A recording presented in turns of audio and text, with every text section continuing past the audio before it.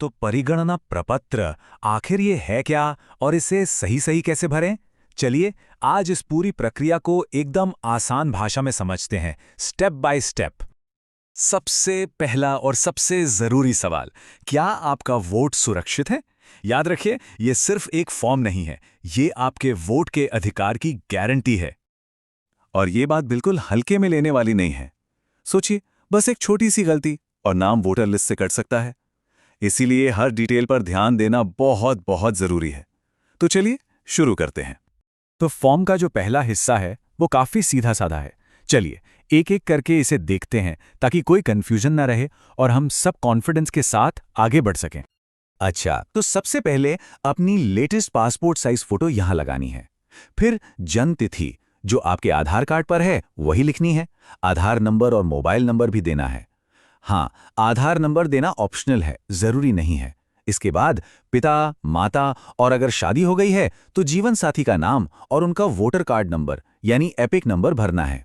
अब अगर उनके एपिक नंबर नहीं है तो घबराने की कोई बात नहीं, वो कॉलम आप खाली छोड़ सकते हैं। चलिए अब आते हैं फॉर्म के सबसे जरूरी और सच कहूं तो सबसे कंफ्यूजिंग हिस्से पर। ज्यादातर गलतियां यहीं होती हैं, पर घबराइए नहीं। एक बार इसका लॉजिक समझ आ गया ना तो ये बहुत आसान लगेगा। तो यहां सबसे बड़ा सवाल क्या है? यही कि 2002-2003 की लिस्ट वाले इस सेक्शन को भरना कैसे है और किसे भरना है। यकीन मानिए इस सवाल का जवाब ही पूरे फॉर्म की चाबी है। देखिए, इसका लॉजिक ना बहुत सिंपल है। अगर किसी का नाम 2002 या 2003 की वोटर लिस्ट में था तो उन्हें स्वयं वाला पहला बॉक्स भरना है। और अगर वोट उसके बाद बना है तो उस पहले बॉक्स को बिल्कुल खाली छोड़ देना है।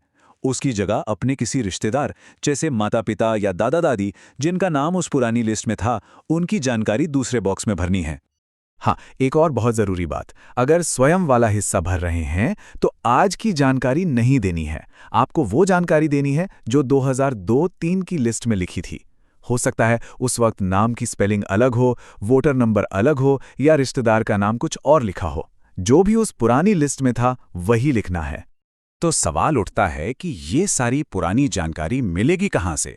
जाहिर है, पुरानी मतदाता सूची से। आपका नाम, एपिक नंबर और क्रम संख्या, ये सब लिस्ट में आपकी एंट्री के ठीक सामने मिल जाएगा। और विधानसभा क्षेत्र और भाग संख्या, ये लिस्ट के हर पन्ने के ऊपर ही लिखा होता है। तो मतलब साफ है, इस पूरी मेहनत का एक ही मकसद है, 2002-2003 की वोटर लिस्ट से अपना कनेक्शन साबित करना, चाहे वो सीधा आपके नाम से हो या फिर किसी रिश्तेदार के नाम के जरिए। चलिए, अब हम लगभग आखिर में आ गए हैं। देखते हैं कि फॉर्म को फाइनल कैसे करना है और जमा करते वक्त किन बातों का ध्यान रखना है। कुछ खास इंस्ट्रक्शंस हैं, तो इन्हें जरा ध्यान से सुनिएगा। यहाँ कुछ बहुत खास बातें हैं। पहली, जो शादीशुदा महिलाएं 40 साल से कम उम्र की हैं, उन्हें 2002-3 की वोटर लिस्ट के उस पन्ने की फोटोकॉपी लगानी होगी जिसमें उनके माता पिता का नाम है। ये बहुत जरूरी है। दूसरी बात, आपको ऐसे दो फॉर्म भरने हैं। एक फॉर्म तो आपके बूथ लेवल ऑफिसर यानी बीएलओ को जमा हो जाएगा और दूसरा उस पर बीएलओ से साइन करवाकर रसीद की तरह अपने पास संभाल कर रखना है। तो फाइनल स्टेप्स क्या हैं?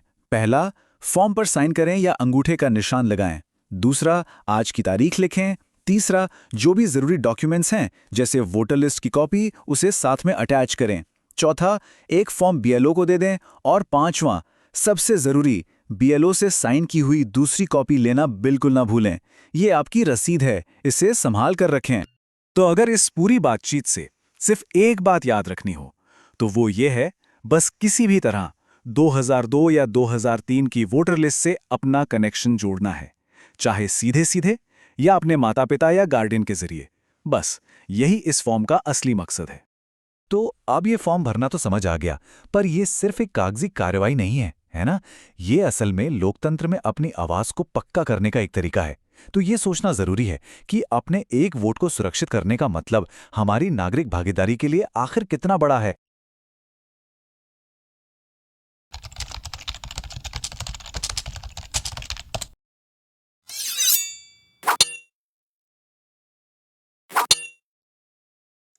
नमस्कार दोस्तों, government job and online earning के इस एपिसोड में आप सभी का स्वागत है।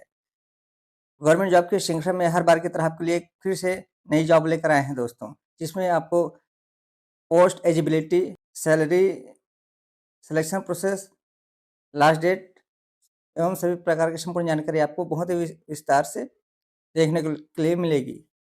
हमारी वीडियो अगर अच्छी लगे तो हमारे चैनल को लाइक एंड सब्सक्राइब जरूर कीजिएगा दोस्तों। तो आइए चलते हैं जॉब की जानकारी की तरफ।